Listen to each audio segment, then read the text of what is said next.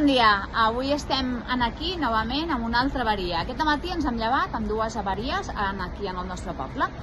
Ja va sent hora que prenguem unes mesures, demanem la dimissió del gerent de l'empresa de l'aigua i demanem també explicacions per part de l'Ajuntament, perquè hem enviat nosaltres una carta dient que volíem explicacions i volíem que se'ns expliqués el per què està passant això, perquè no sé si en portem 50 o 60 detalls des que som una empresa municipalitzada. Crec que aquí no ha de prevaldre la ideologia del partit que actualment està a l'Ajuntament, sinó que el que ha de prevaldre és que la gent, la ciutadania de Sant Quirze no es quedi sense aigua cada setmana 2 o 3 vegades. Avui és el segon dia que la població de Sant Quirze es queda aixecant-se sense aigua. Penso que tenim que prendre una mesura.